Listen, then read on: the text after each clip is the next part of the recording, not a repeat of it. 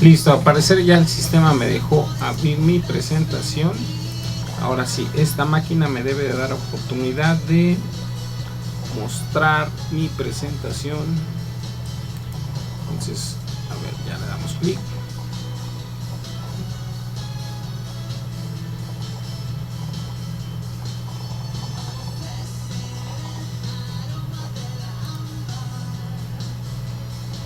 Ok, ya me está dando opción de compartir mi escritorio. Ok, ya está aquí. Ya tengo el escritorio, ya están viendo mi escritorio, ¿verdad? Sí, profe, ya se ve. Perfecto, ahora sí ya abrió la presentación. Entonces vamos a avanzar hasta donde nos quedamos.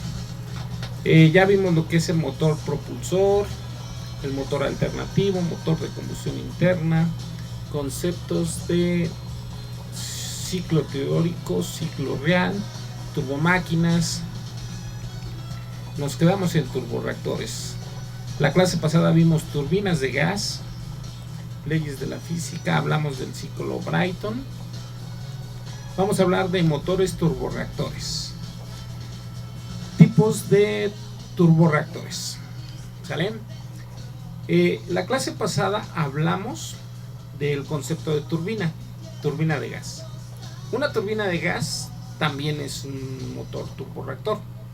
De hecho, el motor turborreactor, su concepto básico es turbina de gas. Entonces no nos va a costar trabajo aprender este concepto de turborreactor. El turborreactor tiene 4 etapas: admisión, compresión, combustión y escape. Entonces, admisión es donde entra el aire a la propia turbina de gas. En este caso entra al compresor. Entra el compresor. Este tipo de compresor es un compresor axial. Vamos a tener la compresión. ¿Cómo se realiza la compresión? Al disminuir la área, aumentamos velocidad. Después pasa a la cámara de combustión. En la cámara de combustión se realiza la mezcla aire-combustible y se realiza la combustión, valga la redundancia. Y tenemos la turbina de expansión, donde los gases después van a salir en una tobera de escape. ¿Sale? Son los 4 tiempos de un motor turborreactor. Empezamos a analizar los elementos básicos que tiene un turborreactor. En este caso vamos a poner este primer ejemplo. Vamos a tener diferentes tipos de compresores. Vamos a tener compresores axiales y compresores centrífugos, o también conocidos como radiales. En esta imagen podemos observar que tenemos un compresor axial. El flujo va paralelo al eje de rotación. ¿Vale? Se observa, va de forma axial el flujo. Vamos a ver el centrífugo. ¿Qué pasa en el centrífugo? El aire entra de forma axial y después cambia de dirección a 90 grados. Al cambiar de dirección a 90 grados ya se dice que es un flujo centrífugo y pasa después a la cámara de combustión. Este sería un compresor centrífugo. Entonces, tipos de compresores: centrífugo y axial. Centrífugo es lo mismo que radial, ¿sale? Eran los dos tipos. El flujo entra de forma axial, el flujo cambia a 90 grados, se va de forma centrífuga. Entonces es un compresor centrífugo. Aquí vemos de perfil nuestra imagen de nuestro compresor centrífugo. Entra el fluido de forma axial, la configuración de las palas en este caso de nuestro compresor cambia la dirección a 90 grados y se convierte en turborreactor de flujo centrífugo. ¿Sale? Vamos a tener otro motor, que es el motor turbohélice. El motor turbohélice, como su nombre lo dice, va a tener como aditamento la hélice. Nuestro objetivo en este motor va a ser generar rotación en el eje rotor. ¿Para qué vamos a generar esa rotación? Vamos a producir esas revoluciones de giro para ganar, en este caso, tracción en nuestra hélice. Este sería un motor turbohélice. Veríamos que este motor turbohélice tiene igual un compresor, cámara de combustión y turbina de expansión.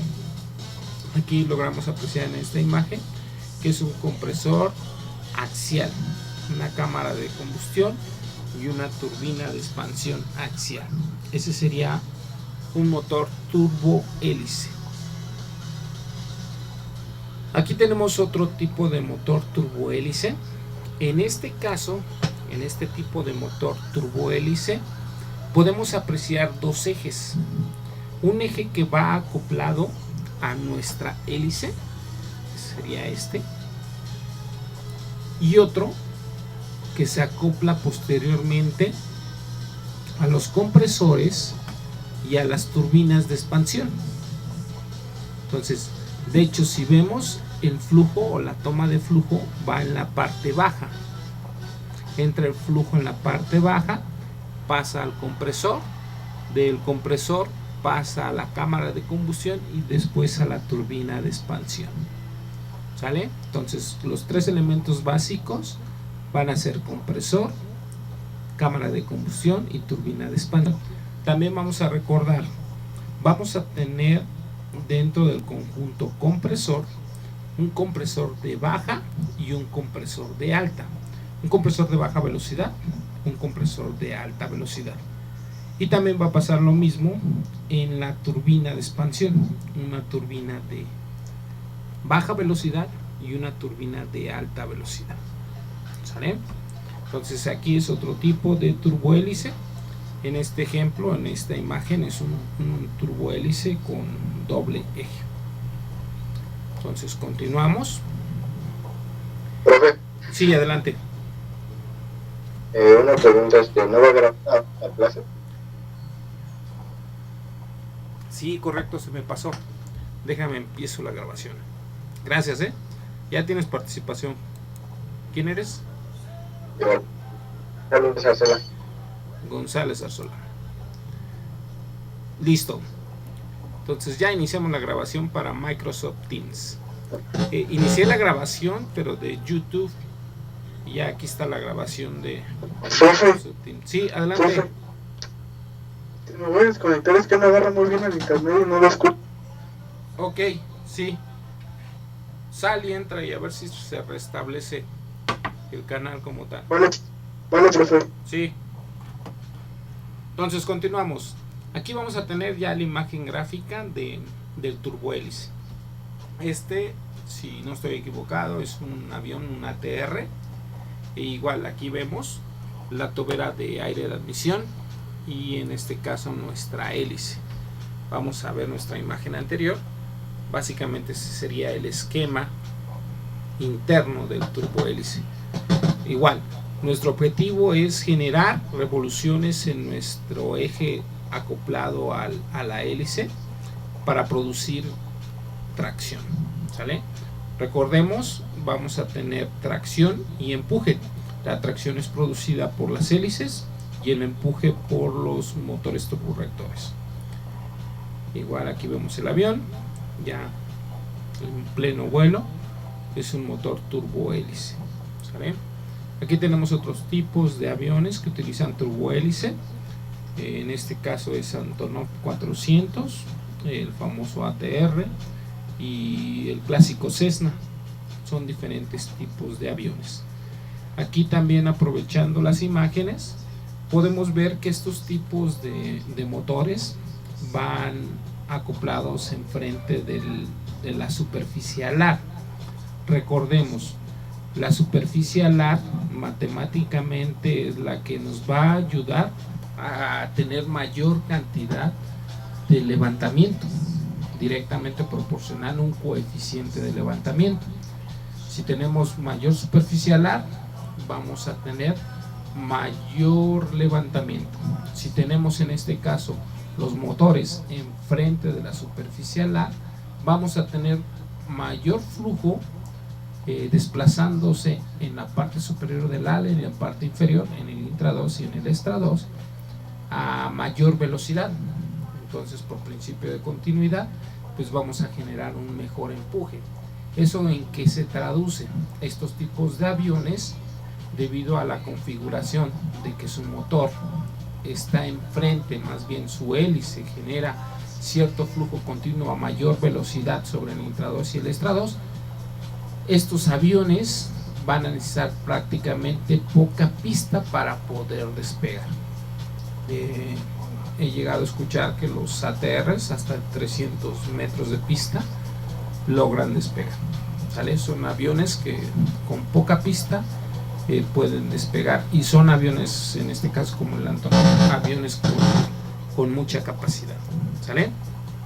Entonces, dudas, profe, preguntas. ATR es Aeromar, ¿verdad? Ajá, el ATR es de Aeromar, correcto.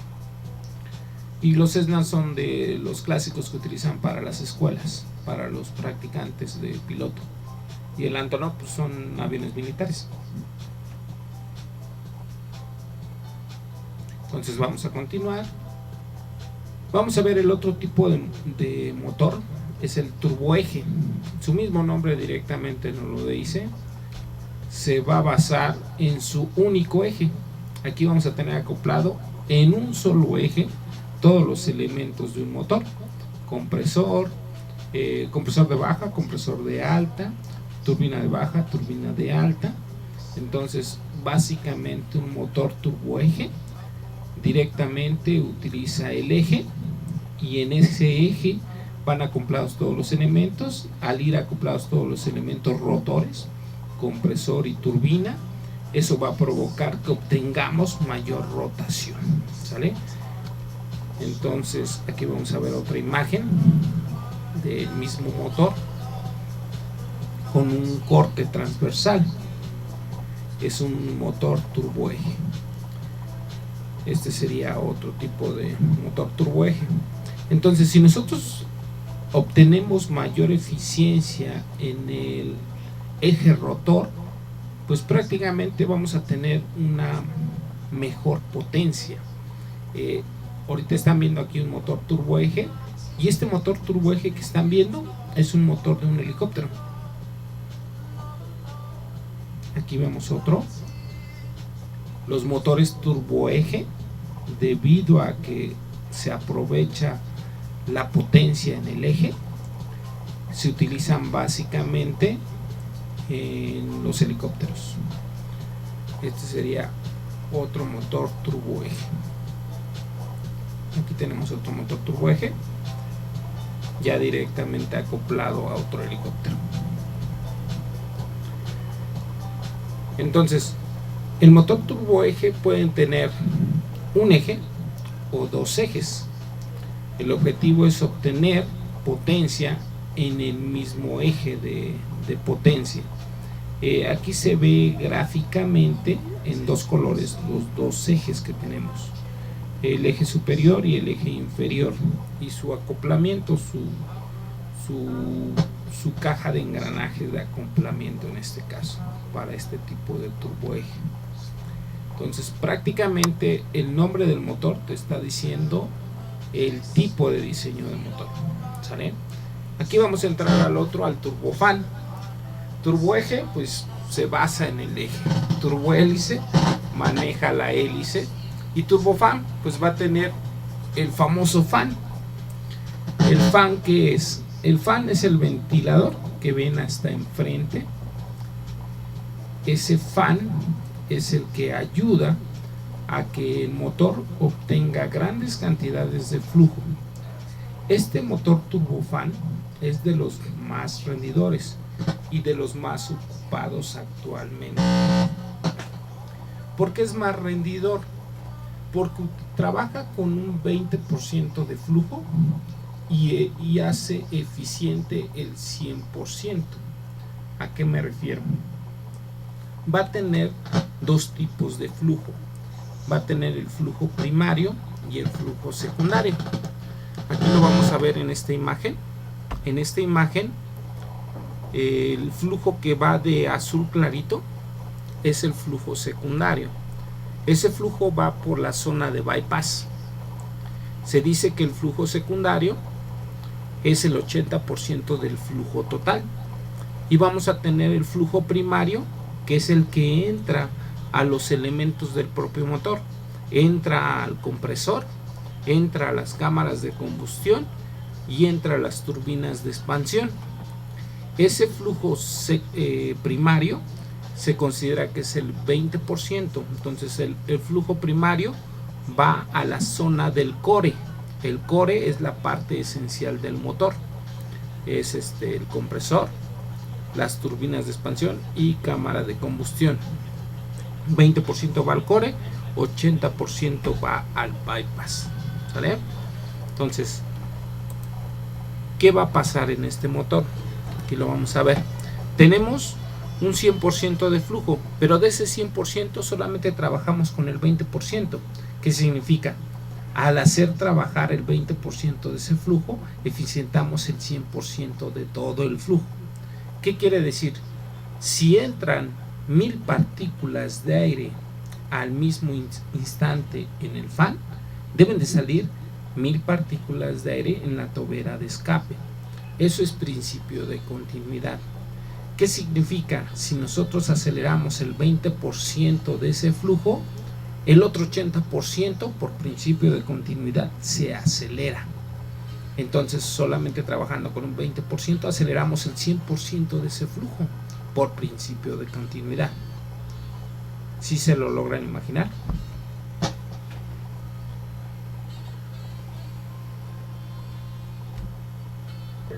O sea, profe, el 20% entra y el 80% queda por fuera. Ajá. O al revés. 20% pasa ahí por las flechas que están de color amarillo rojizo. O sea, 20% va a pasar al compresor, cámara de combustión y turbina de expansión. El otro 80% van a las flechas azules. Entonces, yo con un 20% de trabajo en el flujo, acelero el otro 80%. ¿Por qué? Porque el principio de continuidad establece que si 1000 partículas entran, 1000 partículas salen al mismo instante. ¿Qué significa? Como yo acelero el 20% de partículas de aire que pasa por el core, por la parte intermedia, que es el compresor, cámara de combustión y turbina de expansión. ¿Podría ser como el flujo primario? Exactamente, de hecho es el flujo primario. Acelero el 20%, acelero el flujo primario, ¿y qué provoco? Que el flujo secundario se acelere por principio de continuidad. ¿Sale? Entonces 20% se acelera y los otros dicen, no, yo no me puedo quedar atrás, yo también necesito avanzar. Entonces por principio de continuidad se acelera el otro 80%.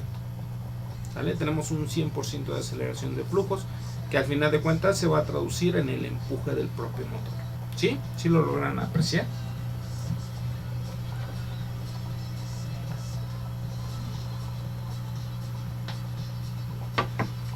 ¿Dudas, preguntas?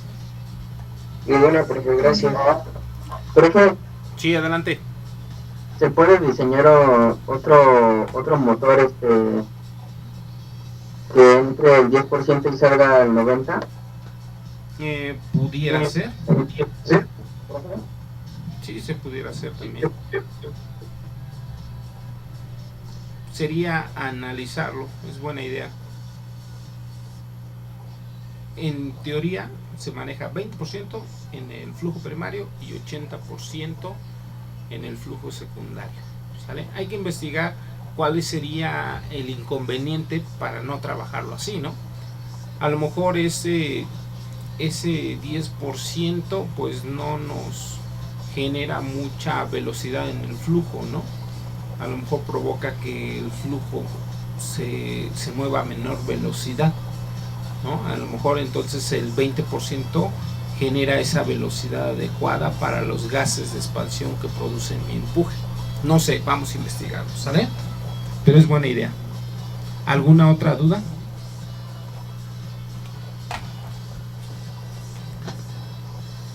No, seguro es trauma. ¿Ninguno? Bueno, Eh, Aquí tenemos otra figura del turbofan. Es un poco más estética. Tenemos el fan, que es la parte principal. Más adelante vamos a ver el propeller, el compresor. Aquí apreciamos que es un compresor axial, es un compresor de baja y un compresor de alta, y una turbina de baja y una turbina de alta, ¿vale? Y las cámaras de combustión. Y aquí tenemos el clásico motor, es el CFM56, que más adelante lo vamos a estudiar a fondo, ¿sale?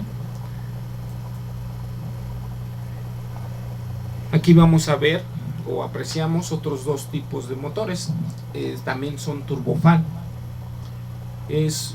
Miento, el de la izquierda es un turbofan y el de la derecha es uno de los motores nuevos del 737 MAX. Creo es motor LEAP. ¿Logran apreciar la diferencia entre uno y otro?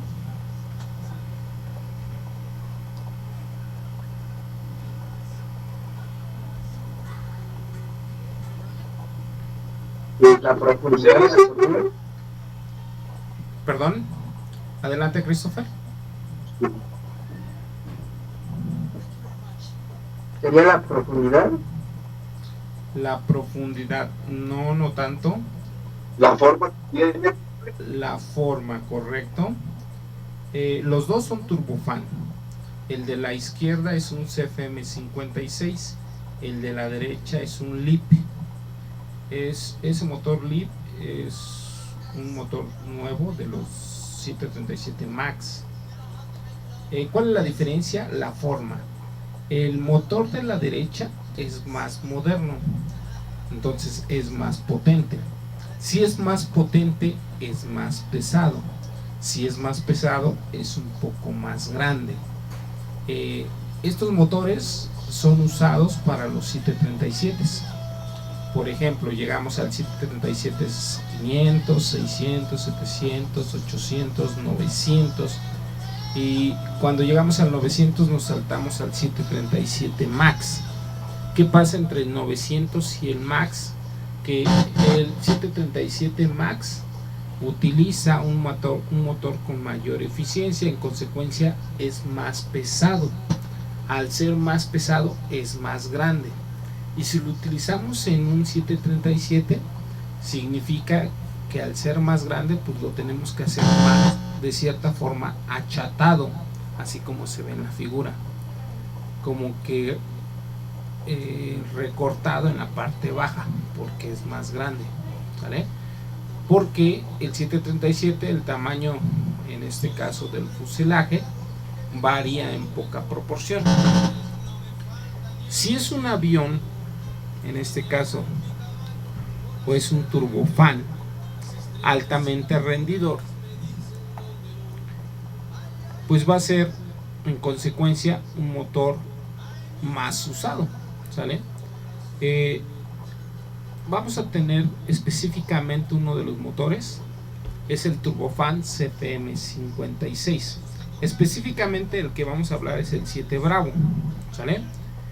Este tipo de motor es un motor netamente eficiente y es turbofan. Vamos a conocer un poquitito de estos. Vamos a hablar del CFM56. A ver, los motores, además de producir el clásico empuje para que la aeronave se mueva de forma horizontal, pues también van a generar potencia los propios motores para otros sistemas.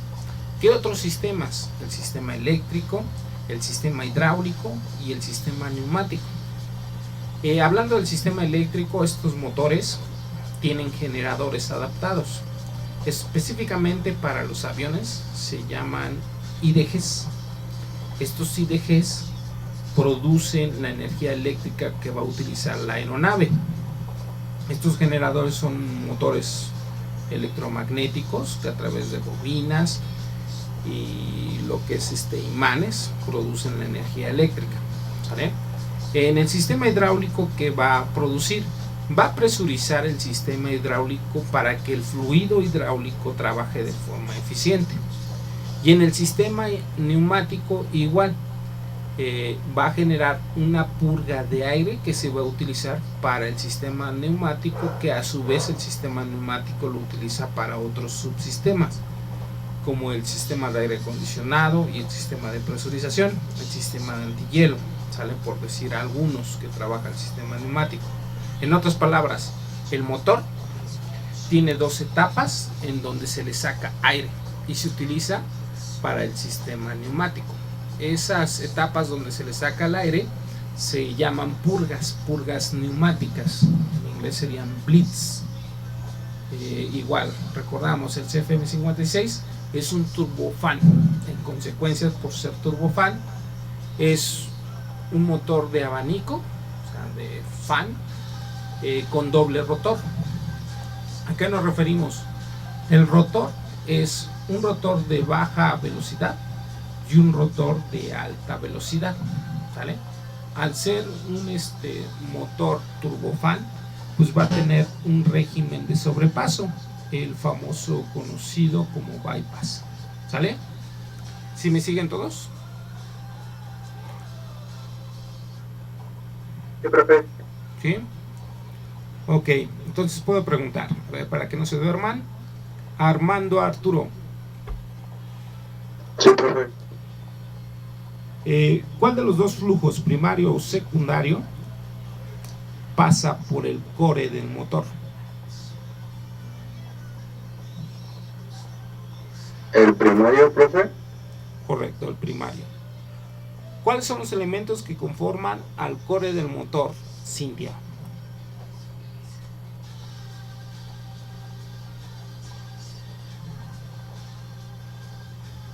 El compresor, Uh-huh. la parte de combustión y expansión. Correcto, compresor, cámara de combustión y turbina de expansión. ¿Sale? Ok. Christopher, ¿por qué se dice que el turbofan? Sí, está Christopher. ¿Por qué se dice que el turbofan es un motor altamente rendidor?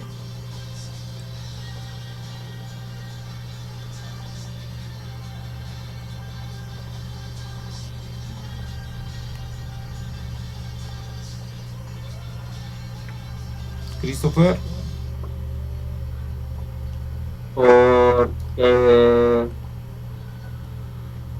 Por el aire que entra, Ujú, pero, por el ventilador. a ver, Héctor, ayúdale a Christopher. ¿Por qué se dice que un motor turbofan es altamente rendidor?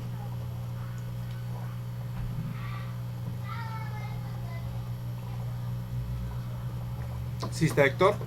Es por el principio Ok, principio de de continuidad. continuidad. Ajá, Es por el principio de continuidad, ¿no? vas por ahí. Principio de continuidad, 1000 partículas de aire que entran, 1000 partículas de aire que salen al mismo instante. ¿Y eso qué? ¿Cómo lo hace rendidor?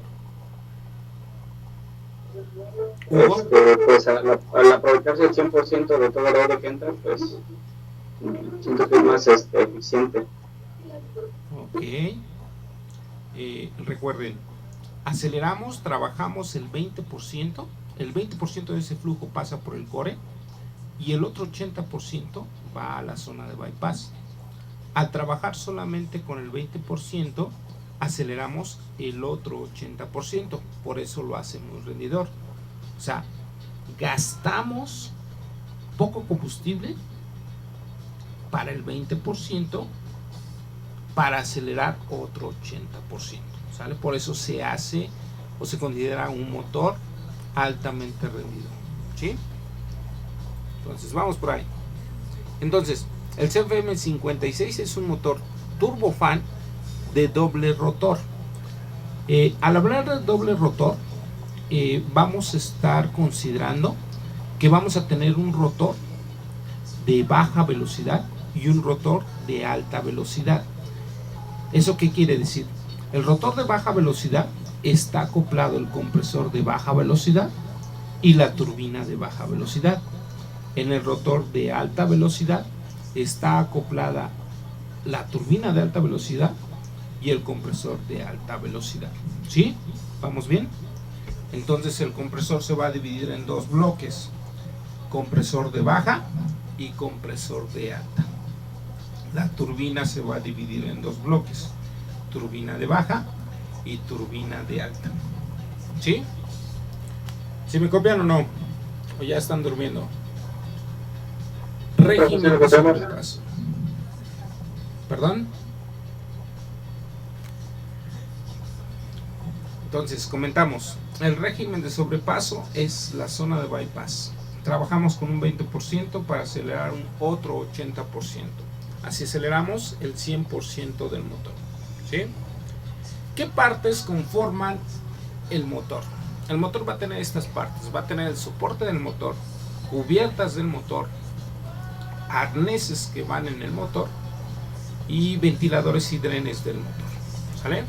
Vamos a conocer. ¿Por ciento dónde pasa? El 20% pasa por el core y el otro 80% pasa por el bypass. Gracias, profe. ¿Sí? ¿De qué? Entonces, las partes del motor, vamos a tener soporte del motor, cubiertas del motor, arneses de cables y ventilación y drenes del propio motor. Entonces, vamos a conocer una parte importante, que es la ficha técnica del propio motor. La ficha técnica, recordemos, el ATA del motor es el ATA 71. ¿Sale? Dentro de la ficha técnica vamos a tener los siguientes datos. Vamos a tener los datos de la agencia reguladora.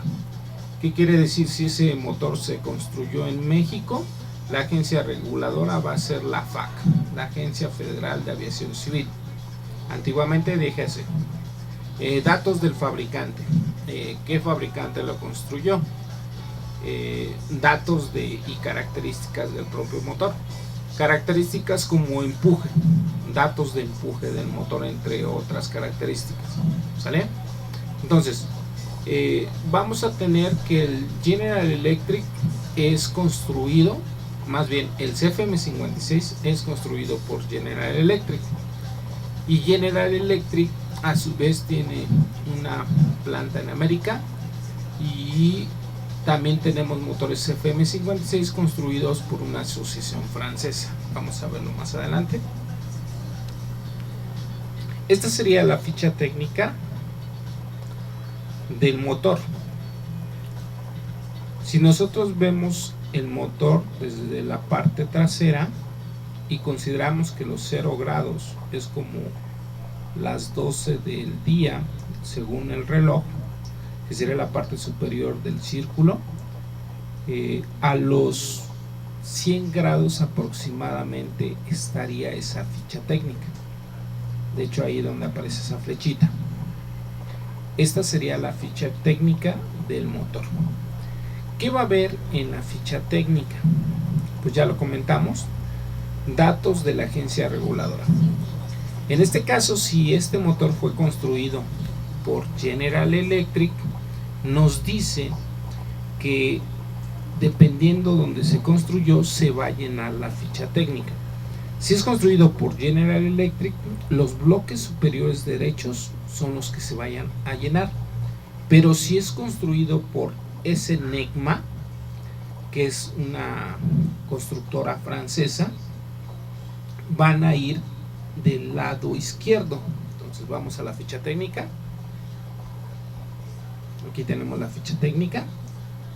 Entonces, del lado izquierdo, los primeros dos cuadritos, si se escribe en los primeros dos cuadritos del lado izquierdo, SECMA construyó ese motor. Si se escribe en los cuadritos del lado derecho, General Electric construyó ese motor. Entonces, SNECMA es la Sociedad Nacional constructoras de motores de avión. Es una constructora de motores francesa. Y pues General Electric, en este caso hay una constructora en Querétaro, México, y otras en otros países, ¿sale? Entonces ya aprendimos, si es del lado izquierdo, lo construyó Segma. Si es del lado derecho, lo construyó General Electric. ¿Sí? ¿Vamos bien? Dentro de la ficha técnica, los primeros 7 bloques de la primera línea van a ser datos de la propia planta ensambladora. Más adelante, en la ficha técnica, vamos a tener otra tablita en la cual nos va a servir para saber identificar el tipo de avión y el tipo de motor. Por ejemplo, podemos tener aviones, modelos, en este caso en la primera columna, modelos 600, 700, 800, 900, 700 IGW, 700 BBJ, son modelos de avión con motores Bravo 18, Bravo 20, Bravo 22, Bravo 24, Bravo 26 y Bravo 27. ¿Sale? Si son motores Bravo 18, quiere decir que el motor tiene un empuje de 19.500 libras o aproximadamente 18.000 libras. Si tiene, que es un motor Bravo 20, es un motor de 20.600 libras, aproximadamente 20.000 libras. Si es Bravo 22, 22.000 libras. Si es Bravo 24, 24.000 libras. Si es Bravo 26, 26.000 libras. Si es Bravo 27, 27.000 libras. Específicamente 22.700, 24.200, 26.400, 27.300. Entonces, si en el examen yo te pregunto, tienes un motor Bravo 22, ¿cuál es su empuje? 22.000 libras. ¿Sí? Entonces, esta tablita te puede decir, ¿sabes qué? Si yo considero que mi X está aquí donde está mi puntero del mouse, significa que es un avión 737-600 con un motor Bravo 22. ¿Sale? Esta tablita puede ser remarcada hasta en 2 o 3 ocasiones. ¿Por qué? Porque este motor puede que de nuevo trabaje con 22.700, pero al paso del tiempo se vaya degradando y posible que en unos años termine en Bravo 20, y si lo seguimos usando puede que termine en Bravo 18. El empuje del motor se va a ir degradando. ¿Sale? Entonces, por eso en esta tablita se puede remarcar en varias ocasiones. ¿Dudas, preguntas, traumas hasta aquí? Pero ¿por qué, profe, si está en constante mantenimiento? ¿Me repites la pregunta, Christopher? Pero ¿por qué se va a degradar si está en constante movimiento, constante reparación? En teoría, si das un buen mantenimiento en los tiempos adecuados, no se debe de ir degradando mucho. Al final de cuentas, recuerden que es una máquina. Simplemente por ser una máquina, hasta por no usarla, se puede ir desgastando. La misma atmósfera del planeta puede desgastar cualquier tipo de máquina, y más aún si la máquina se trabaja de forma constante. Entonces sí hay un % inevitable de degradación de motor. Es como en los carros, ¿no? Por ejemplo, compras un carro 0 kilómetros y pues puede que ese carro sí te dé la autonomía que dice el manual, ¿no? Por dar un ejemplo, a lo mejor me dice mi manual que mi carro consume 12 kilómetros por litro, ¿no? Y de nuevo lo utilizo y pues puede que sí, los primeros 10,000, y al llegando a los 150,000 kilómetros ya se degradó mi motor, y puede que ahora esté consumiendo un poquito más como cuando estaba nuevo, simplemente por el uso. independientemente si yo le estuve dando mantenimiento de forma adecuada. ¿Sale? Sí. Son máquinas, se desgastan más que el propio humano. ¿Sí quedó claro, Christopher? Sí, profe. Ok. Entonces, por degradación ahí se puede ir modificando la propia tabla. ¿Vale? Entonces vamos a continuar con los bloques. El segundo bloque y el tercero van a mostrar la cantidad del empuje máximo continuo comprobado. Serían esos siguientes bloques. Esas dos columnas ahí van a aparecer el mismo empuje del propio motor.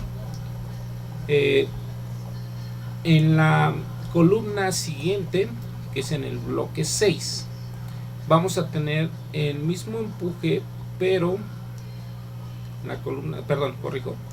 la columna 6 vamos a tener el N1 aplicado al motor. Vamos a hablar del concepto N1 y N2.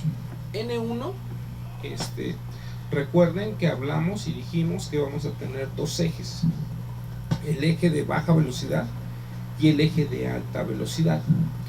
N1 es el concepto del eje rotor de baja velocidad y N2 es el concepto del eje de alta velocidad. ¿Sale? Entonces ahí nos va a determinar el porcentaje de uso de N1 y de N2. Más adelante vamos a definir el concepto más a fondo de N1 y N2 cuando estemos hablando del sistema de indicación del motor. Y ya al último, la última columna, que es de ser bull, esa columna va a hablar de los boletines de servicio. Bueno, aquí está remarcado de N1. N1 sería relacionado al concepto de revoluciones en baja, el eje de baja velocidad. ¿Sale? Y la última columna, que es los boletines de servicio. En ocasiones se les da servicio a los motores y ahí se especifica qué tipo de servicio se le dio, el tipo de boletín que se le atendió. ¿Sale? Entonces ya conocen hasta cierto punto la tabla de este propio motor. Ya se pueden atrever a decir qué tipo de motor, qué tipo de empuje. Vamos a continuar, nos falta otra pequeña tablita. Bueno, más bien nos falta otro pequeño renglón. Los tres puntos de abajo, los tres bloques inferiores, van a seguir mostrando datos del propio fabricante. ¿Sale? Entonces vamos a continuar. Vamos a tener esas 6 filas, bueno, ya lo platicamos, para especificar tipo de aeronave y motor de aeronave. ¿Sale? ¿Sí? ¿Vamos bien? Ok. Entonces, ¿dudas, preguntas? ¿Alguien quería hacer una pregunta? Profe, era ficha técnica del motor, disculpe. Ajá, ficha técnica de motor. Ah, ok, vale. Ficha técnica.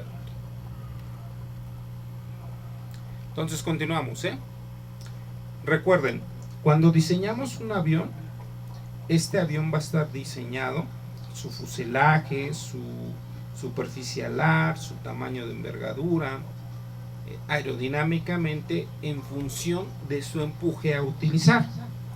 En otras palabras, este motor, para poder generar un levantamiento de acuerdo a su peso, tenemos que generar un motor con cierto empuje. ¿Por qué? Vamos a recordar que la superficie alar es la que nos va a producir el levantamiento, pero en cierta proporción también el empenaje horizontal nos genera una pequeña cantidad de levantamiento. La suma de estas dos cantidades nos va a producir el levantamiento total. Entonces, ¿qué va a pasar? Para poder acelerar esta aeronave y que genere cierto empuje y a su vez cierto levantamiento, pues tenemos que analizar nuestra fórmula de equilibrio. Entonces, para romper el equilibrio de la aeronave, ¿qué quiere decir matemáticamente hablando? Cuando el avión está estacionado y empezamos a moverlo sobre la superficie de la pista, para hacer que el avión rompa ese equilibrio, que rompa ese peso del propio avión y empiece a generar sustentación, yo debo de producir cierta velocidad. ¿Por qué cierta velocidad? Porque en este caso vamos a recordar la fórmula de levantamiento, lift, está conformada por el coeficiente de levantamiento. El levantamiento es igual al coeficiente de levantamiento por un medio de la densidad por la velocidad al cuadrado por la superficie alar. Entonces, la densidad es un valor constante, la densidad del aire. La superficie alar también va a ser un valor constante porque el ala ya está diseñada con ciertas dimensiones. El coeficiente de levantamiento va a ser proporcional al levantamiento. Entonces la única variable va a ser la velocidad. Conforme yo acelere mi avión sobre la pista, voy a ganar levantamiento. ¿Sale? Esos datos ya para el piloto son los datos conocidos como velocidades características. Es la famosa velocidad V1, VR y V2. Prácticamente el piloto va a entender que cuando él llegue a la velocidad VR, que es la velocidad de rotación, el avión está en la posibilidad de generar sustentación. Entonces, en otras palabras, cuando el piloto sabe que superó la VR, al jalar el pedestal, el avión va a generar sustentación y va a empezar a ascender. ¿Sale? Entonces, el avión, dependiendo de la velocidad que adquiera por el empuje del motor, va a generar cierto levantamiento. ¿Sale? ¿Sí? ¿Sí quedó claro? Así rompemos el equilibrio. A toda acción hay una reacción de igual magnitud, pero en sentido contrario. Para romper ese peso, yo debo de romperlo con una cantidad mayor al coeficiente, en este caso al levantamiento, para generar o romper ese equilibrio y hacer que el avión se mueva de forma ascendente. ¿Dudas, preguntas, traumas? Profe, Sí. Adelante, Armando. ¿qué pasaría si, por ejemplo, al 737 le adaptaran otro motor diferente, ¿no? Con tal vez con más fuerza de empuje? O sea, o sea, sí se podría adaptar bien, pero solo gastaría más combustible o pagaría algo más. Los aviones se construyen en función de diferentes motores. O sea, ¿qué quiero decir? ¿Qué quiere decir esto? Que el 737 no es exclusivo de los motores CFM56. Los 737 también pueden llevar otros tipos de motor. Creo que hay motores Pratt & Whitney y como el que les había comentado, el LEAP, que es un motor moderno. ¿Sale? Ahorita estamos hablando de un CFM56 adaptado al fuselaje de un 737. Hay 737 de diferentes versiones: 737-500, 600, 700, 800, 900. ¿Y cuál es la diferencia entre un número y otro? Son las dimensiones del fuselaje. ¿Sale?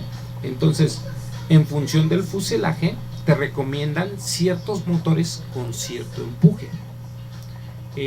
Vamos a verlo desde el enfoque de mantenimiento.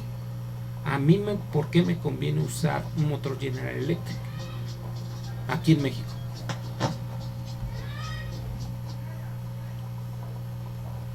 ¿Porque es más ahorrador, profe? Pues sí, pero pues a lo mejor yo tengo dinero y no me importa el dinero. Soy Emiratos o Qatar. Porque ellos, bueno, se pueden adquirir las partes Ahí aquí está. en Querétaro, dijo, ¿no? Sí, correcto. Como tenemos una planta ensambladora aquí en México de motores, General Electric, en Querétaro, simplemente por esa razón. Si tenemos las piezas aquí, imagínate si yo comprara otro tipo de motor, no sé, hay motores, los Pratt & Whitney, y hay otros motores Rolls Royce. Si me llegara a fallar, compro un motor Rolls Royce y me falla cualquier parte del motor, pues tengo que traer la pieza desde allá, ¿no? En este caso desde Europa. Entonces sería más complejidad para conseguir esas piezas. Si pues yo soy mexicano, pues me busco en este caso un stock que quede cerca, ¿no? Es por ejemplo como los carros, ¿no? Yo cuando compré mi carro, pues se ven bonitos los Ibiza, los Seat. En primera pues son aviones más caros. Y si le llega a fallar una pieza, pues tengo que traer una pieza de importación, porque las constructoras pues están fuera del país. Más sin en cambio, si yo busco un carrito Nissan, hay ensambladoras Nissan que pues de cierta forma están en México y no me generan ese gasto de importación, ¿sí?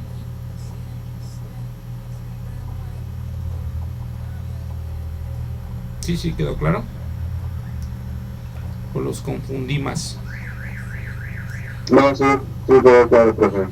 ¿Sí, Armando? Ok, perfecto. Sí, profe. Gracias. Entonces continuamos. Entonces recordamos, en función del empuje vamos a tener cierta velocidad, y en función de cierta velocidad vamos a obtener cierto levantamiento, y con cierto levantamiento rompemos el equilibrio del avión y generamos la sustentación, provocamos que el avión empiece a ascender, ¿sale? Entonces ya conocimos en este caso el 737, como ahorita me comentabas, 737 MAX. ¿Qué le pasó al 737 MAX? Pues es un avión que le pusieron un motor más moderno. Al ser más moderno lo hace más pesado. Lógicamente, al ser más pesado, pues significa que es más grande. Por eso se tuvo que hacer el motor así con cierta configuración frontal, ¿no? Como la vamos a ver a continuación. Ese es de perfil y ese es de frente. El motor como que quedó achatado, porque si lo dejaban en un diámetro prácticamente perfecto. Ese motor es como el Dreamliner, ¿no, profe? Hagan de cuenta, sí. Se parece porque tiene los rompevórtices, que son así como las ranuritas alrededor del motor. Entonces, ¿qué pasó? Si tú le pones un motor más pesado, tienes problemas de equilibrio, ¿sí? Entonces, a ese motor le vas a producir un mayor peso, donde está la flechita. ¿Y eso qué te va a provocar?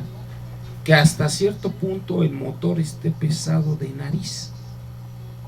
A ver, ustedes que van a ser ingenieros técnicos superiores, ¿no?, universitarios, si tienes problemas de peso de nariz, ¿cómo compensas esa situación? Jesús.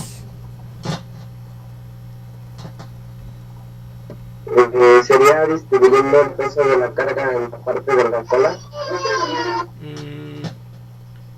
Aún así, aunque lo distribuyas de forma adecuada, el motor, el peso del motor es algo considerable, que aunque tú pongas todo el peso en la cola del avión, aún así queda fuera de rangos. Hablemos ya de diseño de avión. ¿Qué creas para compensar esa situación? Un ángulo de ataque, profe. Ok. ¿Cómo controlas el ángulo de ataque?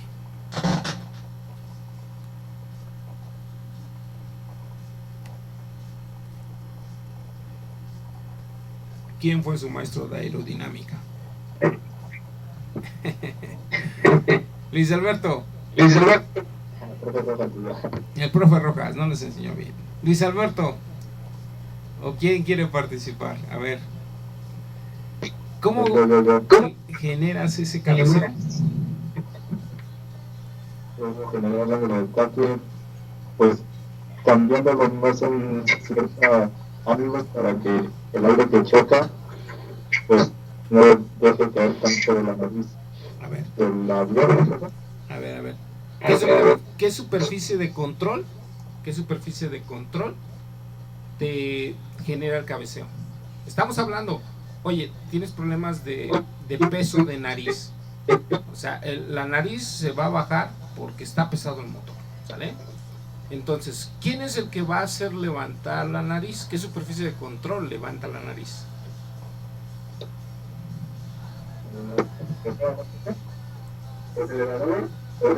Los elevadores. Entonces, el elevador, el que está en la parte trasera, el elevador, es el que debe de compensar. ¿Sabes qué? El avión no levanta la nariz. Ah, pues con el elevador, haz que levante la nariz. Cuando el avión sienta que está de necio, que no quiera levantar la nariz, que trabaje el elevador, que el elevador se empiece a mover de forma automática para que el avión siga la orden que manda el capitán, ¿sí? Entonces el elevador utiliza un sistema aviónico conocido como MCAS, que significa que cuando sienta el avión que se está yendo de nariz, el programa MCAS, es un sistema aviónico, mande el control y diga, oye elevador, ponte a trabajar y haz que el avión levante la nariz, ¿sale? ¿Qué es el MCAS? Aquí lo tenemos. El Boeing 737 MAX tiene un sistema de estabilidad controlado por una computadora, el MCAS. El estabilizador horizontal se ajusta para corregir el ángulo. ¿Sabes qué? Tengo un motor pesado, eso que provoca que la nariz se baje, entonces que el estabilizador de forma automática corrija esa falla. ¿Sabes qué? Ponte a trabajar y haz que el avión lo haga solito. ¿Qué significa? Que cuando el avión esté de necio bajando la nariz, este programa MCAS configure el estabilizador para que haga que el avión levante la nariz o baje la nariz según el comando del capitán, ¿sale? El MCAS ajusta el estabilizador empujando la nariz hacia abajo para reducir el riesgo de estancamiento. ¿Qué significa? Que el avión esté de necio bajando la nariz. ¿Por qué va a estar de necio bajando la nariz? Porque el motor es pesado, ¿sale? Ese sistema lo tenía el 737 MAX. ¿Se acuerdan qué pasó con ese avión?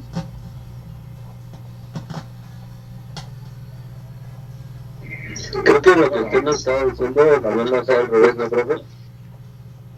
¿Perdón? No te entendí, hermano. O sea que en lugar de ir la nariz hacia arriba, creo que se va hacia abajo o algo así, no recuerdo bien.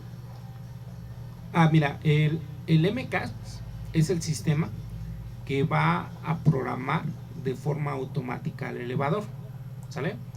El avión por naturaleza va a estar de necio bajando la nariz, ¿sí? ¿Por qué va a estar de necio bajando la nariz? Porque el motor es más pesado, eso provoca que la nariz esté de necia forzada a bajarse, ¿sale? Entonces, dependiendo de la indicación del capitán, ¿sabes qué? Yo quiero levantar la nariz, entonces el avión por sí solo va a estar de necio. No, yo no levanto la nariz porque el motor está pesado. Entonces, al momento que el MCAS recibe la instrucción del capitán por medio del estabilizador que levante la nariz, compensa la configuración del estabilizador para que este a su vez modifique el ángulo y a su vez produzca el cabeceo necesario de acorde a la necesidad del capitán, o viceversa. Si el capitán quiere que baje la nariz, va a hacer que el avión baje la nariz, ¿sale? Entonces, si el capitán quiere bajar la nariz, pues el avión por sí solo es necio y agacha la nariz. Entonces, Si el capitán manda el comando para bajar la nariz, pues también el estabilizador a través del MCAS compensa lo adecuado para que baje la nariz, no al grado de que baje la nariz de forma completa, que el avión se vaya en picada. ¿Sí me entendiste, Armando? Sí, profe. Lo que yo le decía era que el avión tenía como un error en su software y en lugar de irse hacia arriba, se iba como en picada, ¿no? Es que eso es lo que yo recuerdo. Correcto. Ahí está el detalle. El software MICAS, el MCAS, estaba mal. Si estaba Entonces le mal. pusieron las trabas de computadora. Correcto. Si el MCAS está mal, el avión necio, ¿qué va a hacer? En pleno vuelo va a bajar la nariz. Se va en picada, profe. Exactamente. A pesar de que el capitán jale el comando, el avión es necio y va a bajar la nariz. Entonces se va completamente en picada. ¿Por qué? Porque el MCAS no trabajó. El MCAS hacía las cosas de forma autónoma.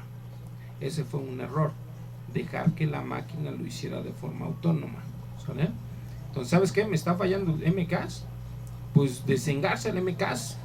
¿Sabes qué? Dame el control, el comando y jala el pedestal y yo configuro el avión para rescatarlo, ¿sale? Entonces confiaron en el software, falló y por eso se estrellaron los aviones, ¿sale?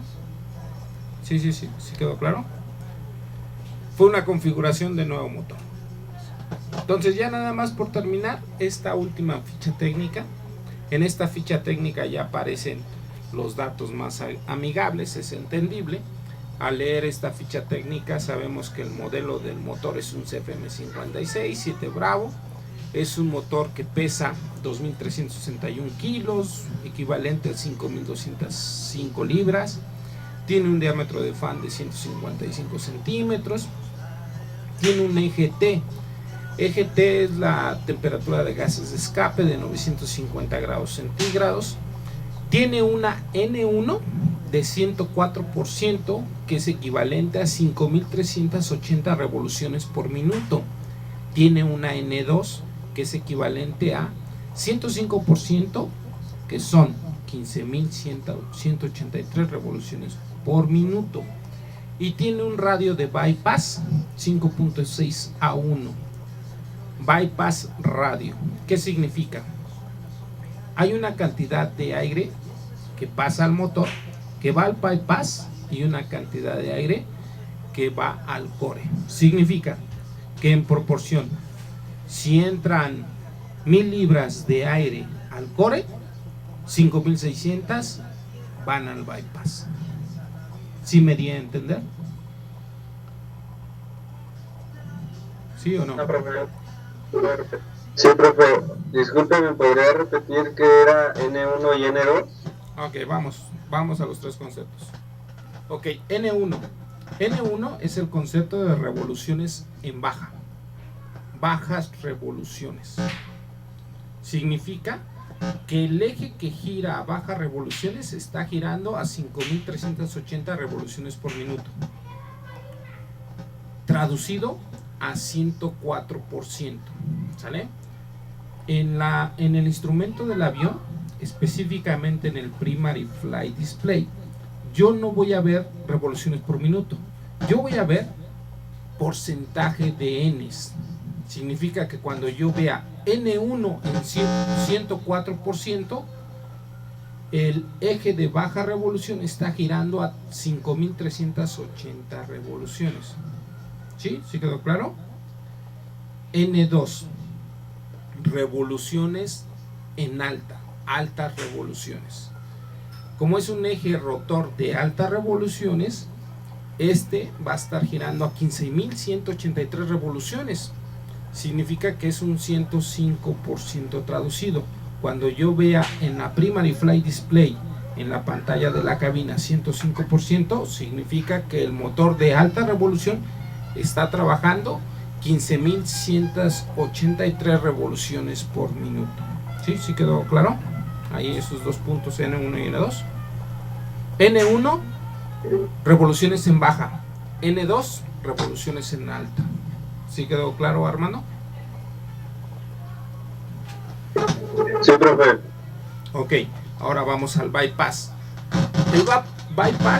El bypass es la relación de aire que pasa por el core y el aire que pasa por el bypass. Yo doy un ejemplo. Si en el core pasan 1000 partículas de aire, entonces si mi relación es 5.6 a 1, 1000 partículas de aire que pasan por el core, entonces 5600 partículas de aire pasan por el bypass. ¿Sale? Por cada partícula de aire que pasa por el core, se generan 5.6 partículas de aire que pasan por el bypass. Es una proporción de aire, core y bypass. Recuerden, core y bypass. Core es la parte del flujo que se está trabajando. Es el flujo que pasa por compresor de baja, compresor de alta, cámara de combustión y turbina de expansión. Y bypass es la parte del contorno del propio motor. ¿Sí? ¿Sí quedó claro en ese punto? Sí, Sí, perfecto. profe. ¿Seguros? Seguro, profe. Ok. Y ahora la temperatura de gases de escape en el arranque, que es el start. El límite de arranque de temperatura de gases de escape debe ser de 725 grados centígrados. ¿Sale? Estos son los datos del propio motor. Estos datos el motor los está mandando de forma constante. Hasta cierto punto son datos que ayudan al capitán para saber si algo está mal, ¿no? Por ejemplo, si hay sobretemperatura en el motor, ¿qué quiere decir? El capitán ve en su primary flight display, en su pantalla él ve que tiene un eje T de arranque de 800 grados centígrados. Entonces yo sabía que mi fabricante me dice que son 725 y si tiene 800, pues tengo un sobrecalentamiento en el arranque, ¿no? Y si ya está trabajando de forma normal y me está mandando unas EGTs de 1000 grados centígrados, cuando yo sé que el fabricante me dijo que son 950, ahí ya sé que hay un sobrecalentamiento. ¿Sale?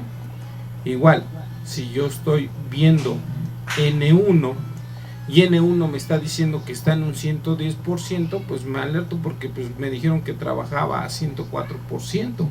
¿Sale? Igual con N2. ¿Sí?